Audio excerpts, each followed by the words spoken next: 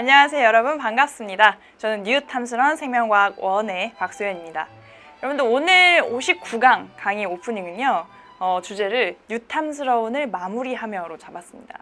물론 이제 앞으로 한 강이 더 남긴 했는데 그 다음 강의 내용이 단원 마무리 문제풀이다 보니까 친구들 중에서는 문제풀이 강의를 잘 듣지 않은 친구들도 있거든요. 그래서 일단 여기서 먼저 좀 운을 띄우고 그 다음 시간에도 이제 기회가 된다면, 시간이 허락하면 그런 얘기를 좀 해볼게요.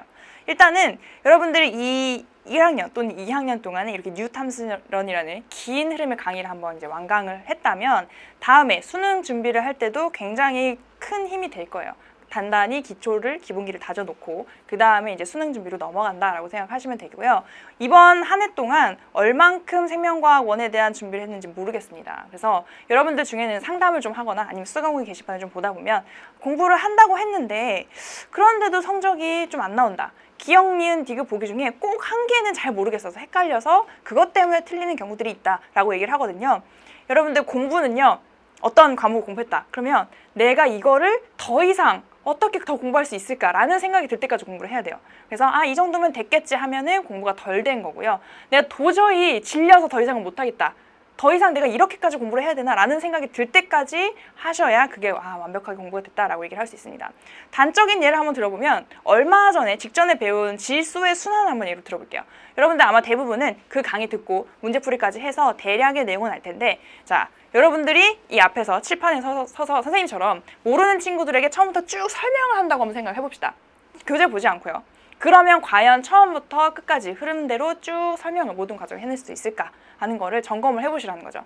만약에 그게 안 된다면, 한 번이라도 책을 참고해야 된다면 아직 그것에 대해서 완벽하게 공부가 안 된 겁니다. 무슨 말인지 이해가 되죠? 그래서 꼭 질소의 순환뿐만 아니라 그 앞에서 선생님이 중요한 개념으로 다뤘던 부분들, 이런 부분들은 출제가 많이 됩니다 라고 한 부분에 대해서만이라도 선생님이 여러분이 선생님이 됐다고 생각하고 설명을 한번 해보세요. 꼭 상대가 있진 않아도 되고요. 그냥 보지 않고 쭉 전체 흐름을 한번 얘기해보는 연습을 꾸준히 했으면 좋겠습니다. 그러면 그 전체 내용이 머릿속에 정리가 잘 되겠죠? 그래서 그런 과정을 통해서 꼭 생명과학을 마스터하시고 나중에 수능에서도 좋은 결과 있었으면 좋겠어요. 그런데 지금 더 문제가 되는 학년은 어떤 학년이냐면 그 고1에서 생명과학 1을 공부한 학생들이 조금 문제가 돼요. 왜냐면 2학년 때 그 과목에 대한 시험 공부를 하지 않는 상태에서 이제 다 증발돼 버리는 거죠. 올해 열심히 공부한 게 내년에 다 없어져요. 그러니까 그런 그 열심히 공부한 것이 헛되지 않도록 중간중간 방학 때 그런 것들을 흐름을 다시 한번 되새기는 경험이 필요합니다. 그래서 그런 것들 기억하시고요. 내년에도 꼭 이어서 꾸준히 공부하셨으면 좋겠습니다. 자, 이런 식으로 이제 여러분들하고 얘기를 좀 해봤고, 오늘 남은 내용 마무리해서 한번 살펴봐야겠죠. 그래서 어떤 내용을 같이 공부하게 될지 학습 포인트를 통해서 알아보도록 할게요. 짠! 여기 보시면 뭐가 굉장히 많아 보여요. 뭔가 이렇게 제목도 각각이 길고. 그런데요, 이 부분도 역시 마찬가지로 문제로 내기가 쉽지 않습니다. 그래서 교양을 쌓는다 생각하고 한번 쭉 들어보시고, 만약에 학교에서 이제 배우는 경우에는 학교 선생님이 이 각각의 내용에 대해서 좀 자세하게 설명을 하신다. 그러면 학교 시험 문제로는 좀 출제가 될 수가 있으니까 그런 부분들은 좀 주의해서 보시고요. 그러면 되겠습니다. 일단 주제는 크게 두 가지예요. 생물 자원이라는 우리가 얘기를 쓰는데 그 생물 자원을 어떤 방식으로 이용하고 그 다음에 새로운 생물 자원을 어떻게 개발을 해내고 있는가, 그것에 대해서 살펴볼 겁니다. 그래서 첫 번째로는 생물 자원의 이용에 대해서 얘기를 하고 있죠. 직접적으로 이용하는 경우와 간접적으로 이용하는 경우를 좀 나눠서 살펴볼 거고요. 그 다음에 어떤 식으로 개발이 이루어지고 있는지 간단히 볼 겁니다. 자, 그 다음에 환경을 보호하고 그런 환경보호에 대한 얘기는 계속 했는데 그 다음에 지속 가능한 발전이라는 용어에 대해서 같이 얘기를 할 거거든요. 밀접하게 연결이 되어 있는 그런 내용이죠. 그래서 환경 문제 해결을 위해서 국제적으로는 어떤 노력을 같이 공조해서 하고 있는지, 두 번째로는 지속 가능한 발전의 개념이 무엇인지, 이게 왜 중요한지 같이 알아보도록 하겠습니다. 그 다음에 마지막으로 여기와 관련된 문제풀이를 함께 해보는 시간을 가져볼게요. 자, 그러면 비문 조금 이따가 만나보도록 하고요. 자, 이쪽 가운데로 오셔서 같이 내용 정리를 좀 해봅시다. 첫 번째로는 생물 자원의 이용과 개발이에요. 자원의 이용과 개발이다. 자, 생물 자원이 뭔지 그럼 먼저 좀 얘기를 해봐야 될 텐데, 생물 자원이란 우리가 다른 광물 자원 이런 자원들 많이 얘기를 하잖아요. 그래서 인간이 생활하는 데 활용하는 생물들, 그렇죠? 자원으로서 활용하는 생물들을 모두 생물 자원이라고 얘기를 합니다. 그럼 이거를 우리가 어떤 방식으로 이용을 하고 있을까? 첫 번째로는 어떻게 이용하는 거? 그렇죠. 직접적으로 이용하는 거. 그래서 생물 자원을 직접적으로 이용하는 경우 이용에는 어떤 것들이 있을까 한번 살펴보면요. 여기서도 우리가 가장 사람의 생존과 직결되어 있는 문제 뭘까요? 그렇죠. 먹는 거죠. 먹는 거. 식량으로 사용하는 게 첫 번째로 얘기를 해볼 수 있겠습니다. 식량으로서의 생물 자원. 그래서 뭐 우리가 자연 상태에 있는 것을 그대로 뭐 열매를 따먹는다든지 아니면 뭐 동물을 사냥한다든지 이렇게 해서 먹는 방법도 있고, 그 다음에 경작을 통해서 인위적으로, 그렇죠? 그 키워서 먹는 방법도 있죠. 경작이나 아니면 가축의 사육을 통해서 우리에게 필요한 식량을 얻어내는 그런 과정들이 있습니다. 그래서 이게 아마도 우리 생존과 가장 직접적인 영향을 미치지 않나라고 생각하고요. 그 다음에 두 번째는 요게 없다고 해서 뭐 우리가 이제 아예 전체적으로 전 인류가 뭐 영향을 받는 건 아니지만 이런 것들 필요한 경우가 있어요. 아프거나, 그죠? 무슨 병에 걸렸거나 그런 경우. 그럴 때 의약품으로 생물 자원을 사용하기도 합니다. 우리가 생물로부터 얻는 약들 굉장히 많죠. 그래서 예를 들면 가장 그 대표적인 예시로는 페니실린이라든지 그 다음에 아스피린 이런 것들이 있는데, 물론 이제 더 무궁무진하지만 대표적인 예 두 가지만 얘기하면 페니실린 같은 경우는 뭐에서 뽑아낸 거예요? 어떤 생물에서? 그렇죠. 푸른 곰팡이. 그래서 우리가 곰팡이는 막 우리의 빵에 막 펴가지고 우리 먹을 것을 막 뺏어 먹고 우리가 못 먹게 만들고 되게 나쁜 애로 생각하는데 막 벽에도 막 피고요. 그렇지만 이런 것으로부터도 우리가 실제로 유용한 그런 성분들을 얻을 수 있다는 거예요. 그래서 그런 것들. 그다음에 아스피린 같은 경우는 어디서 얻는 걸까요? 아스피린? 버드나무 껍질에서 얻습니다. 그래서 이제 해열 작용을 하게 되고, 이런 거는 이제 항생제로서 살균 작용을 하게 되고, 그렇죠? 그런 느낌이라고 보시면 되고요. 그 다음에 세 번째로는 기타는 뭘까? 자, 직접적으로 활용하는 것 중에 건축 자재로 사용하는 경우가 있어요. 건축 자재, 그죠? 뭐 나무와 같은 것들을 통해서 뭐 집을 짓는다든지 아니면 뭐 이렇게 휴식을 위한 정자를 짓는다든지 뭐 이런 건축 자재로도 활용할 수가 있고요.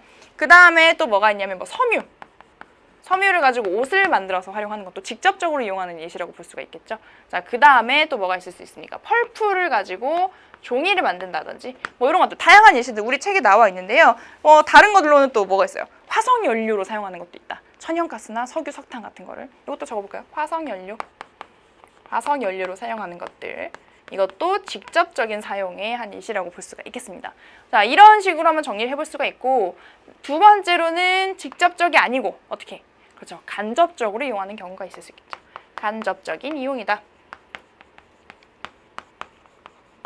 요걸 가지고 뭔가 뭐 새로운 정보를 알아낸다든지, 그렇죠. 그런 식으로 활용하는 거를 간접적 이용이라고 할 수가 있는데요. 첫 번째로는 뭐가 있을 수 있냐면 예를 들면 이런 거죠. 환경에 대해서 우리가 그거를 예를 들면 우리가 그 바닷가에 보면 나무를 쭉 심잖아요. 그리고 나무를 심는 이유는 뭐예요? 바람이나 파도로부터 우리를 보호를 해주는 거죠. 자, 그런 식으로 활용하는 것이 있습니다. 그리고 뭐라고 하냐면 우리 거기 보면 환경 조절자로 이용한다. 그렇죠? 환경 조절자로 이용한다. 그래서 조금 전에 얘기했던 뭐 방풍림, 그다음에 방조림 뭐 이런 경우. 그다음 우리 나무들이 그 숲에 많이 있으면 산사태나 홍수로부터 조금 그 효과를 감소시키는 영향이 있어요. 만약에 숲에 나무가 없이 민둥민둥하면 막 물에 쓸려 내려오고 산사태가 일어나고 할 수 있겠죠. 그래서 산사태나 홍수를 방지하는 그런 역할들도 식물이 충분히 해낼 수 있고요. 그래서 그런 것들을 환경 조절자로서 기능한다라고 얘기를 합니다.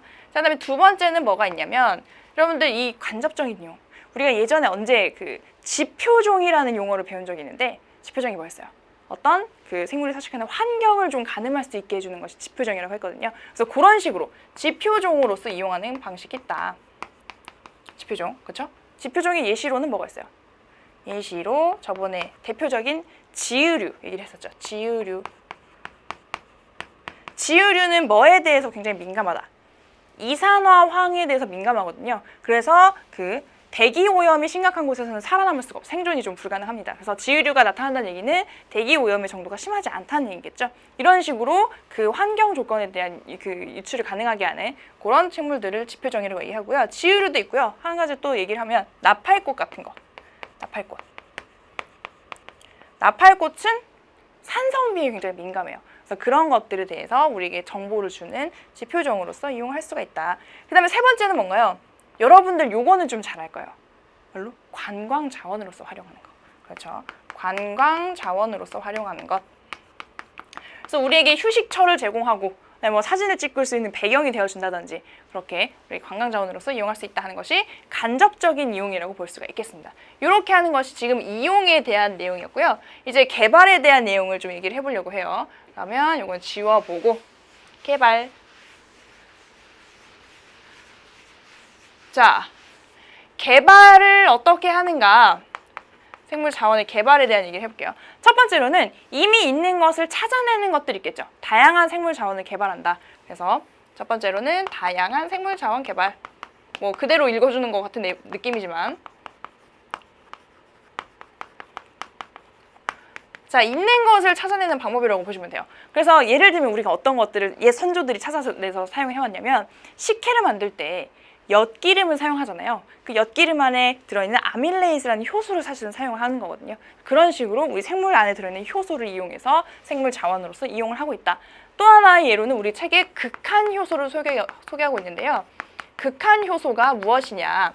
우리가 효소라고 하면 우리 몸속에 들어있는 그런 촉매 작용을 하는 것들을 효소라고 하는데 주로 그 성분이 단백질이에요. 단백질은 어떤 그 단점이 있어요. 이게 pH라든지 온도 변화에 굉장히 민감해서 변성이 한번 돼버리면 그 기능을 하지 못합니다.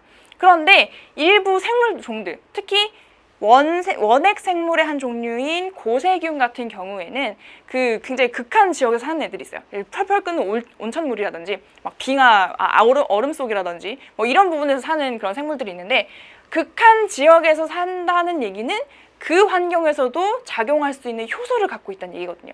그래서 그런 생물들로부터 그런 효소들을 찾아내어서 우리 일상생활에 사용하고 있죠. 요거의 대표적인 예시가 뭐냐면 굉장히 높은 온도에서도 DNA를 이렇게 쭉쭉쭉 붙여나가는 중합이라고 얘기하는데, DNA를 중합할 수 있는 그런 효소를 우리가 실제로 찾아내서 이용을 하고 있죠. 그래서 그렇게 온천물에서 사는 종류의 고세균의 그런 DNA 중합 효소를 가져다가 언제 쓰냐면요. 여러분들 그 법의학 그런 그 드라마 같은 거 많이 보면 우리가 사건 현장에 피가 한 방울 딱 떨어져 있어요.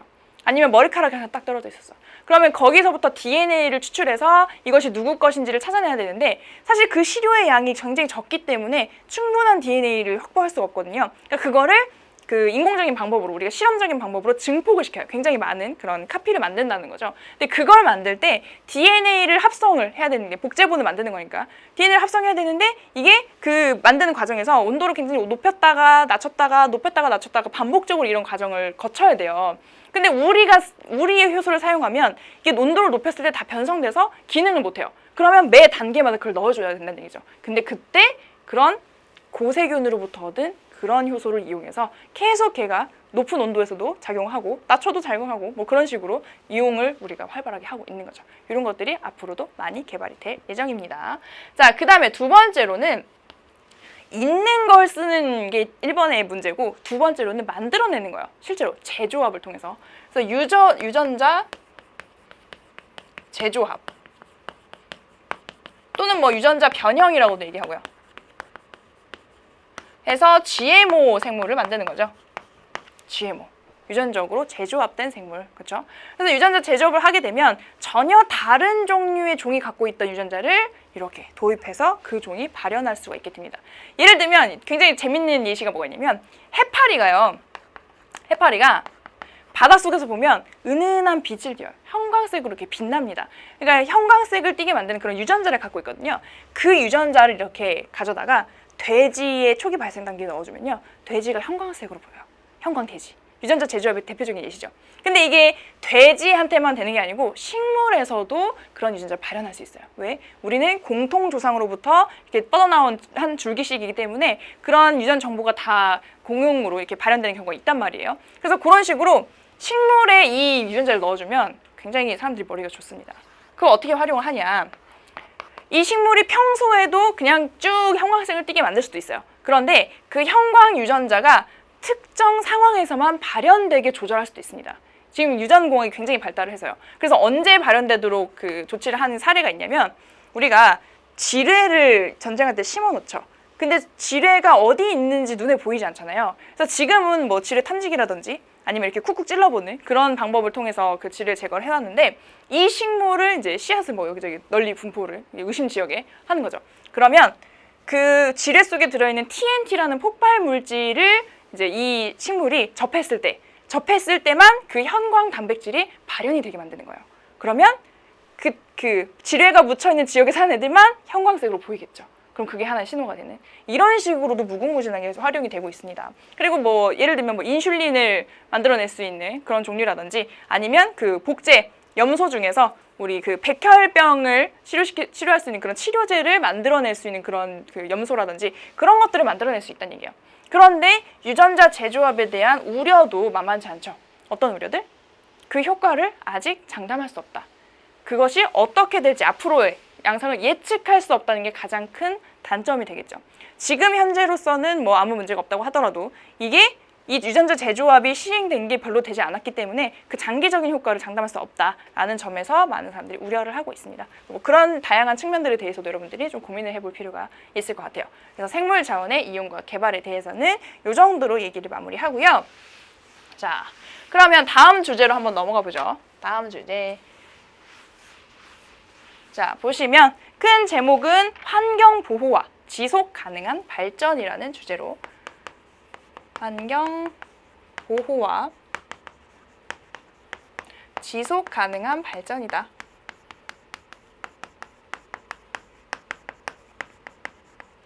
자, 그래서 첫 번째 주제는 환경 보호를 위한 국제적인 그런 그 협약, 공조들에 대해서 얘기를 좀 할 거예요. 국제적인 노력이다. 자, 이런 국제적인 노력이 왜 필요한지 생각해보면, 과거에는 이런 환경 문제가 굉장히 규모가 크지 않았어요. 그래서 이렇게 국지적으로 어떤 국가라든지 도시의 문제였는데, 지금은 그 규모가 너무 어마어마해져서 국제적으로 같이 노력하지 않으면 해결할 수 없는 단계에 이르는 거죠. 예를 들면 중국에서 발생한 미세먼지, 황사가 우리나라에게 굉장히 큰 피해를 주고 있잖아요. 이거는 두 국가 간에 같이 공조를 하지 않으면 해결될 수 없는 그런 상황이라고 볼 수 있겠죠. 이런 것들도 하나의 단적인 예에 불과하고 굉장히 많은 사례들이 있습니다. 그래서 국제적으로 어떤 노력을 하고 있는지 같이 빔의 그림을 보면서 그 내용들을 좀 확인을 해볼게요.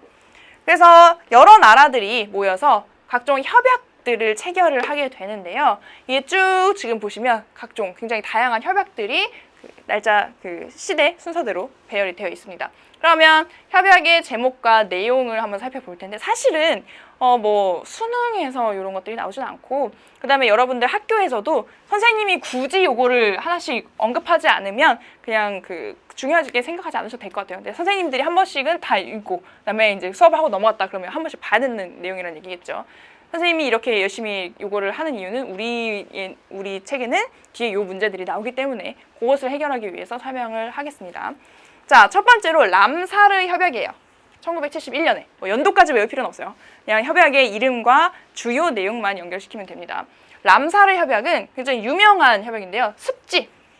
습지가 주 내용이죠. 그래서 습지의 보존이나 습지의 이용에 관해서 그런 내용을 같이 나눈 것이 람사르 협약이라고 보시면 됩니다. 그래서 람사르는 습지를 연결을 시키시면 되고, 그 다음에 몬트리올 의정서인데요. 몬트리올 의정서는 염화 플루오리나 탄소 등 오존층 파괴 물질의 사용을 규제하는 그런 내용을 담고 있습니다.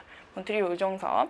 그래서 오존층 파괴 물질이 여러 가지가 있는데, 우리가 주로 이름을 알고 있는 건데 바로 프레온 가스잖아요. 보통 프레온 가스라고 얘기하는 건 사실 이거거든요. 그래서 염화 플루오리나 탄소의 사용을 규제하는 그런 내용이 몬트리올 의정서다. 오존층 파괴에 대한 내용이다. 자, 그다음에 바젤 협약입니다. 바젤 협약. 이거는 유해 폐기물이에요.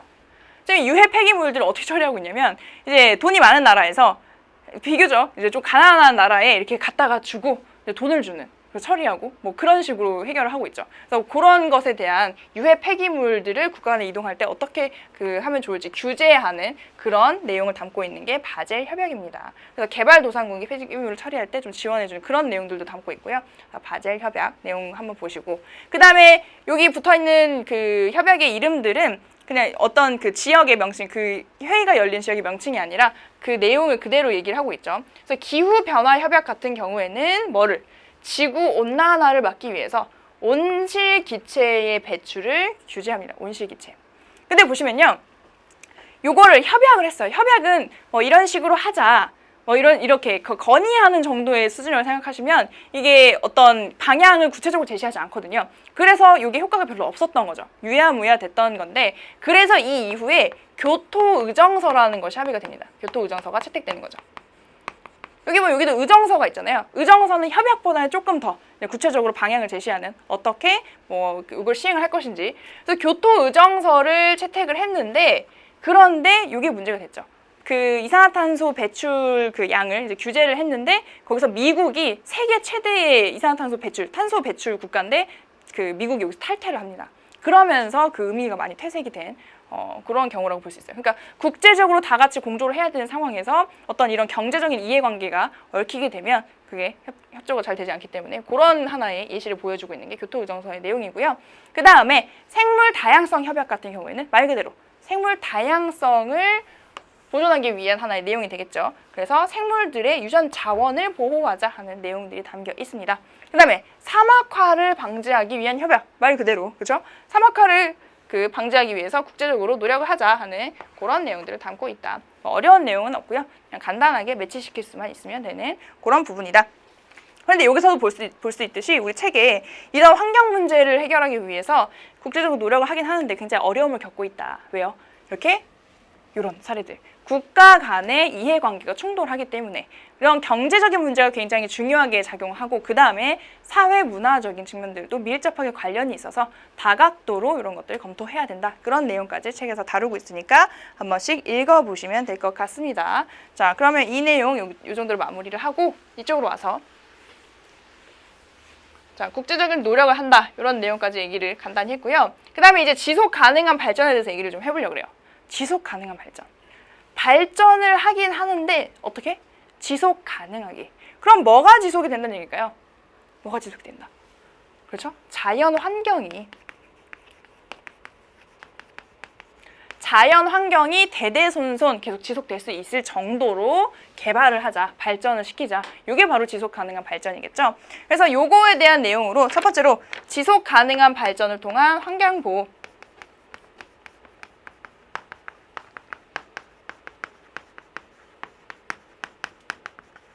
환경보호 방법이라든지 그 예시들을 책에서 일부 소개를 하고 있는데, 첫 번째로 보시면 자연형 생태복원입니다. 자연형 하천복원.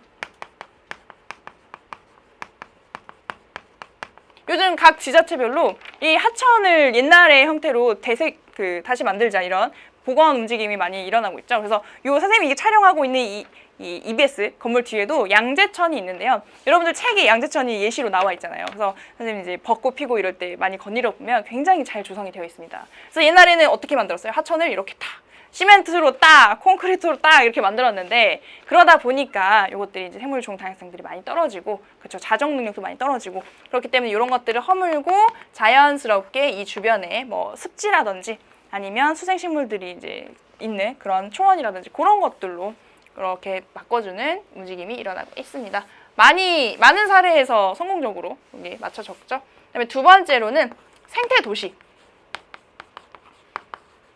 우리가 도시화의 문제가 지속적으로 대두가 됐었잖아요. 그래서 생태 도시라고 해서 자연과 도시가 어우러지는 그런 형태로 많이 이제 바뀌어 나가고 있는데요. 요즘은 아파트에도 뭐 이런 숲이라든지 이런 것들이 많이 조성이 잘 되어 있더라고요. 그래서 도시에서 일어날 수 있는 이런 환경 오염 문제 같은 것들을 자체적으로 해결할 수 있는 생태 도시에 대한 그 관심이 굉장히 뜨거워지고 있습니다. 그 다음에 얘기하고 있는 것이 바로 생태 통로.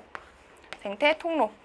요거는 저번 시간에 많이 얘기를 했었죠. 서식지 단편화를 이렇게 해결할 수 있는 하나의 방법으로 생태 통로. 이렇게 위로 육교형으로 또는 암거형으로 이렇게 해서 단편화를 완화하는 방법이 있다 하는 얘기를 했었고요. 그 다음에 이 지속 가능한 발전에서 또 하나 얘기가 가능한 것이 저탄소 녹색 성장이에요. 이것도 말 그대로 성장, 개발을 하기는 하지만 어떻게? 탄소가 적게 나오도록. 탄소라고 하면 보통 이제 이산화탄소를 얘기를 하겠죠. 우리가 이렇게 뭔가 연소의 결과로 나오는 이산화탄소를 줄이자. 그래서 이산화탄소가 많이 나오면 그 지구 온난화가 점점 심해지기 때문에 그런 것들을 같이 줄여서 해결을 하자라는 움직임이 굉장히 많이 이루어지고 있습니다. 그래서 저탄소 녹색 성장까지 여러분들 확인하시면 될 것 같고요. 이런 식으로 해서 오늘 개념 정리는 마무리를 할 수가 있겠습니다. 어려운 내용은 없죠? 그래서 많이들 접해봤던 내용이 있기 때문에 문제를 바로 해결을 해도 여러분들이 크게 무리가 없을 것으로 봅니다. 그러면 몇 페이지인가요? 여러분들 책으로는 268페이지. 268페이지부터 문제 해결 한번 해볼게요. 내신 기초 문제부터 풀어보도록 하겠습니다.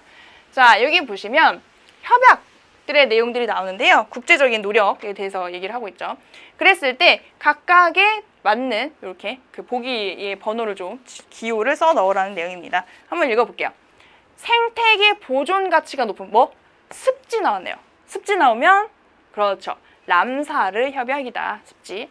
기억 넣어주시면 되겠고요. 두 번째 문제입니다. 오존층 보호를 위한 염화 플루오리나탄소.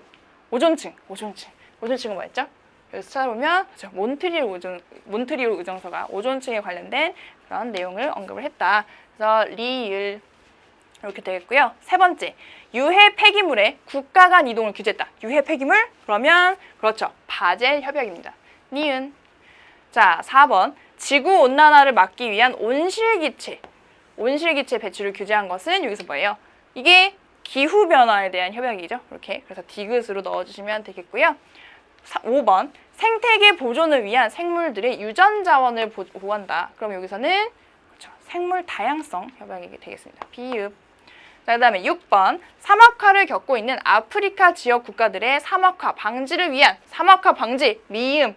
그대로 이름에 드러나 있죠. 이렇게 해서 여러분들이 충분히 해결했을 것 같고요. 그 다음에 두 번째 문제 한번 보도록 하겠습니다. 짠! 2번. 생물 자원이 지닌 가치에 대한 설명으로 옳은 것만을 보기에서 있는 대로 고른 것은 생물 자원이 지닌 가치에 대한 설명이래요. 그럼 보기의 내용 한번 봅시다. 기억! 환경 조절자로서의 역할을 수행한다. 자, 환경조절자. 그렇죠? 뭐 방풍림이라든지 방조림이라든지 산사태, 홍수 등을 막는 그런 역할을 할 수 있죠.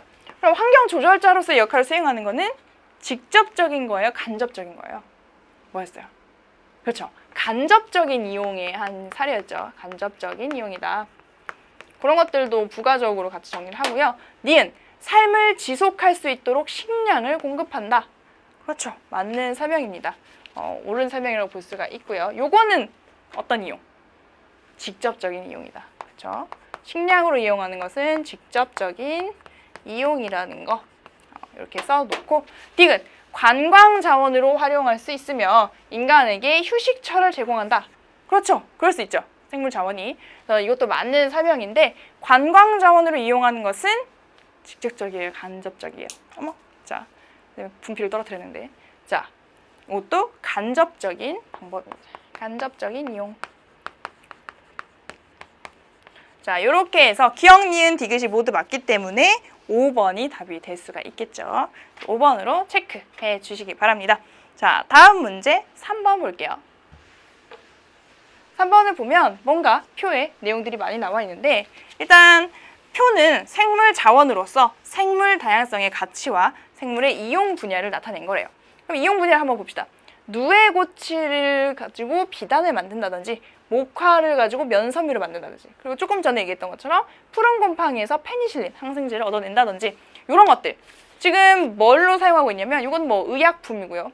그다음에 여기는 뭐 기타에 들어갔던 그런 섬유를 통해서 이용하는 뭐 그런 방법들이 되겠잖아요. 그럼 가에는 어떤 제목을 좀 붙여줄 수 있을까요? 가는 의약품이나 뭐 이런 섬유를 얻거나 이런 것들 요거는 직접적인 이용이라고 볼 수 있겠죠. 직접적으로 이용하는 직접적 사례다. 그 다음에 나를 봅시다. 물질 순환을 담당하고 대기 수질을 정화한다. 갯벌과 습지는 생태체험 학습장으로 생태관광자원이다. 이건 뭐예요?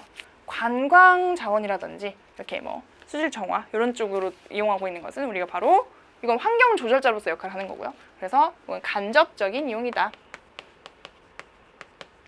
이렇게 볼 수 있겠습니다. 자, 다는 질병의 저항력을 가진 생물의 유전자는 새로운 농작물 개발에 이용된다, 활용된다. 이건 뭐예요? 새로운 생물 자원 개발의 한 예시로 볼 수 있고 개발에 관련된 내용이다. 이렇게 이해할 수 있겠습니다. 자, 그러면 같이 보기의 내용 한번 살펴볼게요. 기억, 간은 생물 자원의 직접적인 이용의 예이다. 그렇죠? 맞는 설명이 되겠습니다. 직접적이다. 자, 니은, 나의 이용 가치, 간접적인 이용 가치를 높이기 위해서는 천적이 없는 외래 동식물의 유입이 필요하다. 큰일 나죠. 천적이 없는 외래 동식물 유입했다가 블루길이라든지 뉴트리아 같은 그런 상황이 나타나니까 이런 건 말도 안 돼요. 그래서 이런 것들을 도입할 때는 굉장히 철저하게 검증해서 들어와야 된다. 자, 디귿, 다와 같은 생물 자원 개발의 예로서 유전자 변형 생물, GMO 이런 것들이 있다. 그렇죠. 맞는 예시가 되겠습니다. 그래서 기억 티귿 맞는 내용이니까요. 답은 몇 번이겠어요? 5번이 되겠죠. 5번으로 체크해 주시고 자, 그러면 다음 문제 4번 문제로 한번 넘어가 볼게요. 자, 4번도 별다른 뭐 자료가 있지는 않고요. 여기 지문의 내용을 보시면 생물 자원의 직접적인 이용에 대한 설명으로 옳은 것만을 있는 대로 골라보래요. 한번 골라봅시다. 그러면 보기, 기억, 쌀, 밀, 보리 등을 재배해서 어떻게? 식량을 얻는다. 먹는 거죠. 이거는 그렇죠. 직접적인 이용의 하나의 예시입니다. 자, 그 다음에 니은, 버드나무 껍질로부터 아스피린의 원료가 되는 물질을 추출해서 이용한다. 의약품으로서 활용하는 것도 거고 이것도 역시 직접적인 이용이라고 볼 수 있겠죠. 디귿, 특정 지역의 환경 상태를 측정하는 지표종으로 이용한다. 요거는 뭐예요? 요거는 간접적인 이용의 예시였죠. 그래서 뭐 환경 정화를 한다든지 아니면 지표종으로서 이용한다든지 아니면 뭐 기타 다른 방향으로 이용하는 것들은 그 간접적인 이용에 해당이 됐었으니까 요거는 틀린다고 볼 수가 있겠죠. 자, 그러면 기억, 니은이 맞는 보기이기 때문에 답은 몇 번? 3번이 되겠습니다. 3번 이렇게. 자, 그 다음에 5번 문제 같이 해결을 해볼게요. 5번 문제는 더 간단하죠? 그 문제의 형태가. 자, 보시면 다음 중 대표적인 환경 문제에 해당하지 않는 것을 골라라. 자, 지구온난화, 오존층 파괴, 산성비, 사막화 현상, 생태도시요? 갑자기 튀어나왔네요. 생태도시는 이런 것들을 해결하는 방법의 한 일환이죠. 그래서 5번이 답이 되겠습니다. 나머지는 굉장히 많은 문제를 일으키고 있는 그런 환경 문제들이죠. 그렇게 이해를 하시고요. 그럼 답은 5번. 자, 그러면 다음 문제로 한번 넘어가 볼게요. 여기 보시면 실력 향상 문제로 이제 넘어갔습니다. 실력 향상 문제 1번이에요. 다음은 생물 자원의 이용 사례에 대한 설명이다. 그러면 그 내용을 한 번씩 읽어봅시다. 첫 번째, 쭉 읽어볼게요. 그냥 동네 약국에 진열되어 있는 약들 가운데 약 4분의 1이 어디서? 열대우림에서 자라는 식물을 원료로 만든 것이라고 한다. 자, 아마존의 덩굴 식물인 쿠라레는 수술을 할 때 근육 이완제로 사용되며 붉은 메일초라는 이런 식물이 있는 거죠. 붉은 메일초는 백혈병에 걸린 사람들의 생명을 구해준다. 자, 그리고 말라리아를 치료하는 데 사용되는 키니네라든지 신부전증 치료에 쓰이는 디기탈리스 이런 것들도 열대우림에서 얻는다는 그런 얘기를 하고 있습니다. 열대우림에서 우리가 얻을 수 있는 이런 생물 자원들이 굉장히 다양하구나. 근데 우리가 그 재밌는 사례들은 도구로 쓰던 것을 적정량 잘 사용하면 약으로 쓰이는 경우가 있잖아요. 예를 들면 뭐 보톡스 같은 것도 그 세균이 만들어낸 독소인데 그거를 적정량 사용해서 이렇게 그 근육을 이완시켜서 이렇게 주름을 펴는 그런 역할을 하잖아요. 이 쿠라레 같은 경우도요. 거기 사는 원주민들은 어떤 방식으로 이용했냐면 화살 끝에 발라서 독화살을 만드는데 이 그 약물을 이용을 한 거죠. 그런데 이거를 적정량을 사용하면 근육 이완제로서 활용할 수가 있는 그런 하나의 사례입니다. 그러니까 뭐예요? 굉장히 다양한 생물로부터 우리가 필요한 생물 자원을 얻을 수 있기 때문에 그런 종 다양성을 계속 유지하는 것이, 계속 보존하는 것이 굉장히 중요하다는 그런 그 요점을 담고 있습니다. 자, 그러면 열대우림을 대규모 벌채했을 때 약이 될 수 있는 문제점 중에서 이 자료와 가장 관련이 깊은 것은, 그러니까 열대우림을 벌채했어요. 많은 문제점이 나올 수 있죠. 근데 자료와 관계된 것을 찾아라 하는 얘기입니다. 1번, 토사의 유실량이 증가한다. 흙이 쓸려 나간다는 거죠. 그렇죠? 근데 요거랑은 관련이 없는 내용이니까 아니고요. 생물 종의 다양성이 감소한다. 그렇죠. 이것들이 많이 벌채가 되었을 때 이런 생물들이 사라진다면 우리가 얻을 수 있는 생물 자원의 종류들도 적어질 수 있겠죠. 그래서 맞는 내용이고 2번이 답이 되겠죠. 한번 쭉 읽어봅시다. 지구온난화 현상이 가속화된다. 아무래도 이산화탄소의 고정 작용을 하는 식물들이 사라지니까 가능하지만 여기서는 관계가 없고 열대성 질환의 발병률이 증가하고 열대우림의 녹색댐 역할이 감소한다. 뭐 이런 것들도 가능할 수 있지만 요 지문의 내용과는 크게 관련이 없다. 그래서 답은 2번으로 여러분들이 해줄 수 있겠죠. 생물 자원의 감소에 대한 내용입니다. 자, 그러면 그 다음 문제 2번 문제 한번 보도록 할게요. 자, 일단 깨끗이 지우고 자, 실력 향상 문제 2번입니다. 지속 가능한 발전에 대한 설명으로 옳은 것만을 보기에서 있는 대로 한번 골라봐라. 자, 여기도 마찬가지로 뭐 별다른 자료는 없고요. 기억부터 한번 보도록 할게요. 기억. 자연의 수용 능력을 넘는 범위에서 개발하는 것을 말한다. 지금 뭐에 대해서 물어보고 있어요? 지속 가능한 발전이잖아요. 근데 자연의 수용 능력을 넘어버리면 큰일 나죠? 그래서 요거는 아닙니다. 넘지 않는 범위에서 라고 해주는 게 맞겠죠? 자, 그 다음에 니은. 개인의 에너지 및 자원 소비 생활과는 관계가 없다. 맞나요? 지속 가능한 발전. 물론 뭐 기업 차원이라든지 뭐 국가 차원에서 이런 많은 사업들이 있기 때문에 개인이 사용하는 거는 뭐 크게 두드러지지 않을 수도 있지만 개인의 생활과 관계가 없을 수는 없겠죠. 그래서 우리의 에너지 및 자원 소비 생활과도 밀접한 관련이 있습니다. 우리 각각이 개인적으로 노력을 해야 되는 그런 부분이기 때문에 그래서 니은은 틀렸죠. 그래서 틀린 내용이다. 디귿. 생물종과 생태계의 지속적인 이용이 가능해야 한다. 그래서 지속 가능한 발전. 그렇죠? 그래서 그 내용에 딱 들어맞는 내용입니다. 리을. 지속 가능한 발전 방안으로 뭐를? 생태 도시를 건설하는 것을 예로 들 수 있다. 그렇죠? 선생님이 예로 들었던 뭐 생태 도시, 하천, 그렇죠? 우리 그 생태가 보존된 하천이라든지 뭐 생태 통로 같은 것들 그런 예 중에 하나죠. 그래서 이렇게 디귿, 리을을 우리가 맞는 예로 볼 수 있기 때문에 3번을 답으로 골라줄 수가 있겠네요. 자, 이렇게 해결을 했고 그 다음 문제 보도록 하겠습니다. 다음 문제는 뭐에 관련된 내용인가요? 이것도 역시 마찬가지로 지속 가능한 발전에 대해서 얘기를 하고 있죠. 학생 5명이 여기에 대해서 얘기를 하고 있는데 여기서 발표 내용이 옳지 않은 학생이 한 명이 있답니다. 누군지 한번 찾아내 볼까요? 자, 학생 A는 뭐라고 했냐면 생물종과 생태계의 지속적인 이용이 가능해야 한다라고 얘기했어요. 맞아요? 틀려요? 옳게 잘 얘기를 하고 있죠. 학생 A는 맞는 얘기를 하고 있구나. 자, 학생 B 보겠습니다. 생태 도시 건설은 지속 가능한 발전 방안의 한 예이다. 조금 전에, 바로 직전에 나왔던 얘기죠. 그래서 이런 것들은 한 예가 맞기 때문에 맞는 보기가 되겠고 학생 C 내용 보겠습니다. 자연의 수용 능력을 넘지 않는 범위 내에서 개발하는 것을 말한다. 그렇죠. 굉장히 똑똑한 학생이에요. 똑부러지게. 자, 학생 D 볼게요. 미래 세대를 위한 것으로 현재 개인의 에너지 및 자원 소비 생활과는 관계가 없다. 좀 전에 나왔던 보기를 이런 식으로 형태를 좀 바꿔놓은 거죠. 그래서 관계가 없다고 볼 수 없다. 그래서 학생 D가 다른 얘기를 하고 있구나. 일단 답은 몇 번이겠어요? 4번이 되겠고요. 이의 내용도 한번 살펴봐야겠죠. 학생 E는 환경을 고려한 건전한 경제 발전을 의미한다 라고 제대로 얘기를 해주고 있으니까요. 4번을 답으로 체크하시면 될 것 같습니다. 자, 그러면 2페이지의 마지막 문제 4번 문제 한번 볼게요. 자, 여기 보시면 뭔가 그림들이 보기로 나와 있는데요.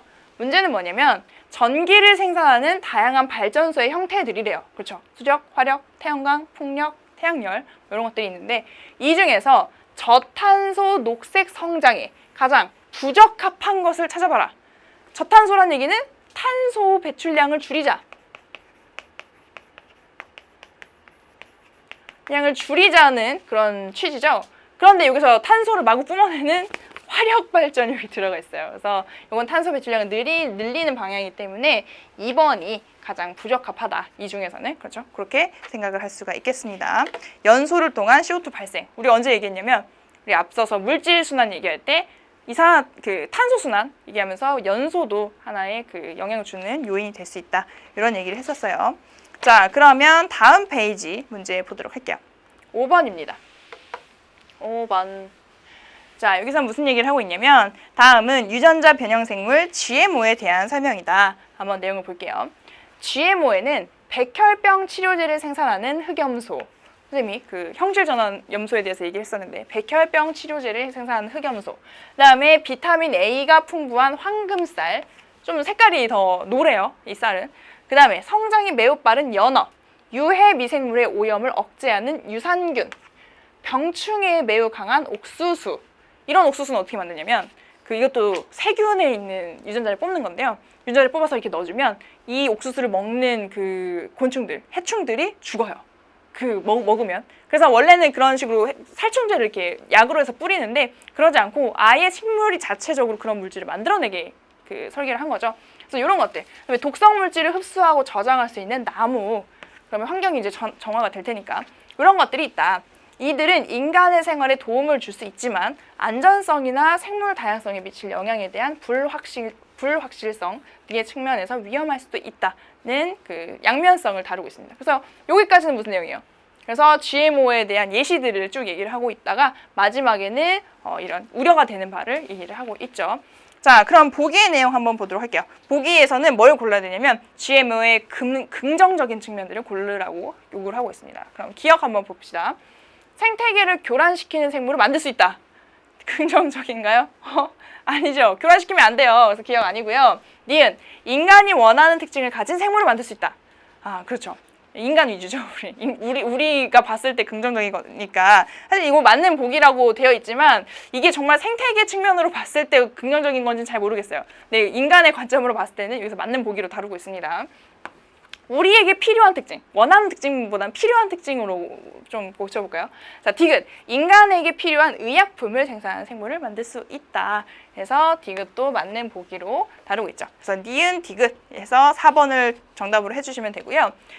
요렇게 어떻게 하면 이렇게 유전자 변형을 할 수 있는지 그 과정에 대해서 궁금하다. 선생님이 얘기했던 앞에 그런 형광 유전자를 발현할 때 그 조건에 따라서 이제 다르게 발현되게 할 수 있다고 했잖아요. 그런 과정들이 어떻게 일어나는지 궁금하면 여러분들이 생명과학 툴에 대해서 공부하면 굉장히 재미있어 할 것 같아요. 흥미롭게 받아들일 수 있을 것 같습니다.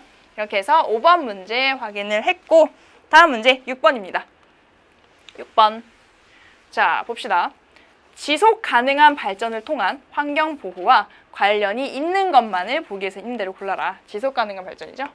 자, 그러면 기억, 하천을 자연형으로 복원한다. 그렇죠? 대표적인 예시가 양재천 해서 나와 있는데 복원한다. 니은, 바이오 에너지 등 신재생 에너지 기술을 개발한다. 그렇죠. 아무래도 신재생 에너지를 사용하면 탄소 배출량도 줄어들고, 그렇죠? 저탄소 녹색 성장할 수 있겠죠? 자, 디귿, 오존층 파괴 방지를 위해서 국제 협약을 체결하여 염화 플루오리나 탄소의 사용을 규제한다. 그렇죠. 이것도 후대에게 이렇게 오존층, 빵꾸 뽕 난 오존층 말고 제대로 유지되고 있는 오존층을 물려줄 수 있는 방법으로 이런 걸 규제하는 방안을 살펴볼 수 있겠죠. 그래서 기억, 니은, 디귿 모두 맞는 설명을 하고 있기 때문에 5번을 답으로 체크해 줄 수 있습니다. 자, 그러면 7번 문제 보도록 하죠. 7번. 재미있는 그림이 나와 있어요. 만화죠, 만화. 여기 보면 너무너무 더운 거예요. 그래서 사람들이 너무 괴로워하고 있고요. 막 땀을 뻘뻘 흘리고 있죠. 막 태양이 막 강렬하게. 그리고 여기서는 온실기체를 막 배출해서 교토의정서를 무시하겠다. 이런 얼굴을 잘 보시면 이제 누군지 생각나는 친구들이 있을 것 같고요. 자, 그랬는데 이 환경 문제를 풍자한 그런 그림이에요. 이 자료에 나타난 환경 문제에 대해 적절한 대책을 제시하지 못한 학생을 한 명 골라달라라고 요구하고 있습니다. 한번 볼게요. 1번, 은정이는 기업은 에너지 효율이 높은 상품을 개발해야 한다고 주장하고 있어요. 그렇죠? 에너지 효율이 높다는 얘기는 같은 양의 연료를 썼을 때 그것을 효율적으로 사용할 수 있다는 얘기겠죠. 그래서 그러니까 연료 사용이 줄어들 수 있는 그런 방안을 얘기하고 있으니까 1번은 맞는 설명, 답은 아니겠죠. 적절하지 못한 학생을 찾는 거니까. 두 번째, 승진이는요. 정부는 신재생 에너지 개발을 위한 지원금을 늘려야 한다. 이렇게 탄소, 화석연료로 사용하는 게 아니고 신재생 에너지를 써야 한다. 그래서 맞는 설명이니까 답은 아니고요. 세 번째, 철수. 철수는 화력발전소를 더 많이 건설해서 막 주구장창 떼가지고 발전 비율을 높여야 한다. 이산화탄소 막 뿜뿜 해야 된다. 이거는 탄소의 양이 늘어나면 더 더워지겠죠. 그 지구온난화 효과가 극심화될 거니까 3번이 답이 되겠습니다. 제대로 이해하지 못하고 있다. 4번, 5번도 한번 봐야겠죠. 4번 미니. 온실 기체 배출 규제를 위한 국제적인 기준과 협력이 필요하다. 국제적인 공조가 필요하다는 얘기. 맞는 설명이니까 답은 아니고. 5번 지민이는요. 시민단체를 중심으로 에너지 절약 운동이 더 활성화되어야 한다. 이것도 맞는 설명이니까 이렇게 3번이 최종적으로 답이 되겠구나 아실 수 있을 겁니다. 자, 그러면 오늘의 마지막 문제를 한번 확인해 볼게요. 이렇게 넘겨보면 우리 요 비슷한 그래프를 거의 뭐 내용은 똑같지만 형태가 조금 달랐던 그래프를 앞에서 본 바가 있는데요. 일단 X축을 보시면 X축은 이렇게 시간의 흐름, 연도가 쭉쭉쭉쭉쭉 이렇게 최근으로 이렇게 진행이 되고 있는 걸 보여주고 있고요. 그 다음에 Y축이 양쪽에 두 개가 있는데 이쪽 축으로 읽어주면 이산화탄소의 양을 이거 ppm 단위로 읽어주는 게 되겠고 그 다음에 이쪽 축으로 읽어주면 기온을 여기서 이렇게 쭉 보여주는 그런 그래프가 되겠습니다.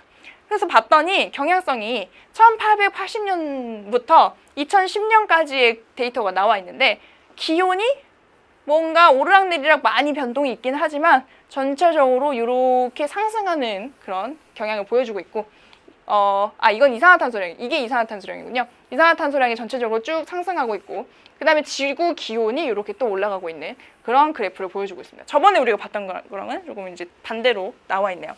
자, 이렇게 해서 보여주고 있는데 문제에서는 뭘 물어보고 있냐. 이산화탄소량과 지구 기온의 변화를 나타낸 것인데 이 자료와 가장 관련이 깊은 국제 협약을 하나 꼽아보라 라고 얘기를 하고 있습니다. 첫 번째는 바젤 협약, 두 번째는 그럼 바젤 협약은 내용이 뭐예요?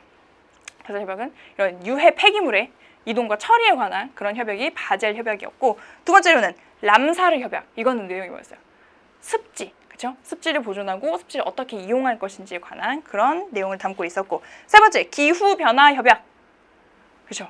이산화탄소 배출을 규제해서 이런 온실 지구 온난화의 그 효과를 낮추는 그런 쪽으로 우리가 얘기가 이루어졌던 게 기후 변화 협약. 그럼 답은 일단 3번이 되겠고요. 3번을 답으로 해주시고 네 번째 생물 다양성 협약은 생물의 유전적으로 다양한 것들을 보호하면서 생물 다양성을 지키자. 어떻게 하면 그렇게 할 수 있을지, 생물 자원을 어떻게 하면 보존할 수 있을지 그런 내용을 담고 있었고 다섯 번째 사막화 방지 협약은 아프리카 쪽의 사막화를 방지하고 어떻게 하면 도울 수 있을지 그런 쪽에 대한 내용을 담고 있었습니다. 그래서 답은 3번이 되겠고 이런 것들도 여러분들 충분히 문제로 나올 수 있으니까 그래프 한 번씩 봐두세요. 자, 그렇게 해서 오늘의 내용 문제 마무리했고요. 여러분들 이거는 그렇게 어렵지 않았죠. 그래서 평소에 신문이라든지 뉴스에서 많이 들었던 내용들을 다 이렇게 학술적으로 생명과학에서 정리를 한 것이기 때문에 뭐 이 정도는 여러분들이 쉽게 해결을 했을 것 같습니다. 자, 그래서 오늘 같이 공부한 내용도 어렵진 않았지만 그래도 우리가 수강후기 게시판을 통해서 여러분들과 제가 제대로 공부를 했는지 소통을 좀 해보는 그런 경험을 가져야겠죠. 그렇게 해서 이제 얼마 남지 않았는데, 그쵸? 그래도 이 강의까지 다음 강의까지 다 끝나고 나서도 선생님이 계속 이렇게 소통을 할 거니까요. 선생님하고 많은 얘기 나눴으면 좋겠습니다. 자, 그러면 오늘 고생 많이 하셨고 다음 시간에는 뭐가 기다리고 있어요? 단원 마무리 문제. 4단원 전체가 총 망라되어 있죠. 그래서 이번에도 역시 마찬가지로 문제 비율을 보니까 개념 이해하기 문제가 14문제, 그 다음에 사고력 키우기가 4문제 이렇게 되어 있거든요. 그러니까 거의 20문제에 가까운 문제니까 30분 시간을 이렇게 측정을 해서 그 안에 해결하는 연습을 좀 해보셨으면 좋겠습니다. 자, 그러면 오늘 고생 많이 하셨고 다음 시간에 단원 마무리 문제로 같이 만나도록 합시다.